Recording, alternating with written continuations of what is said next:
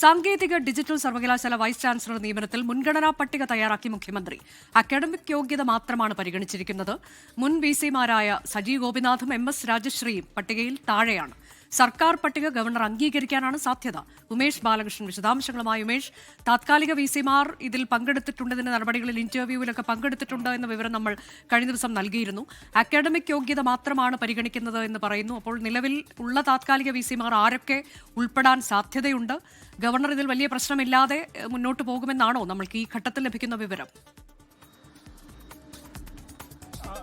നിലവിൽ 8 പേർ വീതം 4 പേർ വീതമുള്ള 8 പേരുടെ പട്ടികയാണ് KTUവിലേക്കും ഡിജിറ്റൽ സർവകലാശാലയിലേക്കും സമർപ്പിച്ചിരിക്കുന്നത്. അത് സെർച്ച് കമ്മിറ്റിയാണ് സമർപ്പിച്ചത്. അതിലിപ്പോൾ മുൻഗണനാ പട്ടിക, അതായത് സെർച്ച് കമ്മിറ്റി സമർപ്പിക്കുന്ന പട്ടികയിൽ അതിൽ മുൻഗണന ആർക്കാണോ മുൻഗണന നൽകേണ്ടത് ആ പേര് 1-ാമതും 2-ാമതും 3-ാമതും അങ്ങനെയാക്കി മുഖ്യമന്ത്രി ഗവർണർക്ക് നൽകുകയാണ് നടപടിക്രമം. എന്തായാലും സർക്കാർ ഇപ്പോൾ ഈ മുൻഗണനാ ക്രമം തയ്യാറാക്കിയിരിക്കുന്നു. നേരത്തെ താൽക്കാലിക വിസിമാരായിരുന്ന സജി ഗോപിനാഥ്, MS രാജശ്രീ, ഒപ്പം സിസ തോമസ് എന്നിവർ ഈ പട്ടികയിൽ ഉൾപ്പെട്ടിട്ടുണ്ട്. സ്വാഭാവികമായി പട്ടികയിൽ ഇവർ ഉൾപ്പെട്ടപ്പോൾ തന്നെ സർക്കാരിനോട് അനുകൂല നിലപാട് സ്വീകരിച്ചിരുന്ന സജി ഗോപിനാഥും MS രാജശ്രീയും ഈ പട്ടികയിൽ പ്രഥമ പരിഗണനയിൽ വരുമെന്നായിരുന്നു കരുതിയിരുന്നത്.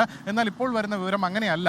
MS രാജശ്രീ സാങ്കേതിക സർവകലാശാലയിലും സജി ഗോപിനാഥ് ഡിജിറ്റൽ സർവകലാശാലയിലും 1-ാം സ്ഥാനത്തുണ്ടാകുമെന്ന് കരുതിയെങ്കിലും അങ്ങനെയല്ല. നിലവിൽ ഇവർ 2-ാം സ്ഥാനത്തേക്ക് മാറിയിരിക്കുന്നു. 1-ാം സ്ഥാനത്ത് മറ്റ് 2 അക്കാദമിക് യോഗ്യതയുള്ളവരാണ്. അത് ആരാണ് എന്നിപ്പോഴും മുഖ്യമന്ത്രിയുടെ ഓഫീസ് വ്യക്തമാക്കുന്നില്ല. എന്തായാലും പട്ടിക തയ്യാറാക്കിയ ശേഷമാണ് മുഖ്യമന്ത്രി വിദേശത്തേക്ക് പോയത്. പട്ടിക ഇന്നോ നാളെയോ ഗവർണർക്ക് കൈമാറും. എന്തായാലും ആ രീതിയിൽ ഈ പൊളിറ്റിക്കൽ ഇടപെടലുകൾ ഇല്ലാതെ ഏതെങ്കിലും വിദ്യാഭ്യാസ യോഗ്യത മാത്രം തയ്യാറാക്കിയാണ് ഈ പട്ടിക കൈമാറുന്നതെങ്കിൽ അതിൽ ഗവർണർ ഇടപെടില്ല. അതായത് ഗവർണർക്ക് ആവശ്യമുണ്ടെങ്കിൽ ഈ പട്ടിക തിരികെ അയക്കുമ്പോൾ അതിൽ കൃത്യമായ കാരണം കാണിക്കണമെന്നായിരുന്നു സുപ്രീം കോടതി വിധി. ഇത്തരത്തിൽ രാഷ്ട്രീയ പരിഗണന ഇല്ലാതെ വിദ്യാഭ്യാസ യോഗ്യത മാത്രം കണക്കാക്കിയാണ് പട്ടിക നൽകുന്നതെങ്കിൽ ഇടപെടേണ്ടതില്ല.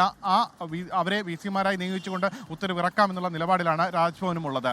അതാണ് അത്തരത്തിൽ അക്കാഡമിക് യോഗ്യത മാത്രം കണക്കിലാക്കിയാണ് ഇപ്പോൾ മുഖ്യമന്ത്രി ഒരു പട്ടിക തയ്യാറാക്കിയിട്ടുള്ളത് എന്നതാണ് നമുക്ക് ലഭിച്ച വിവരം. ഉമേഷ് ബാലകൃഷ്ണനാണ് വിശദാംശങ്ങൾ നൽകിയത്.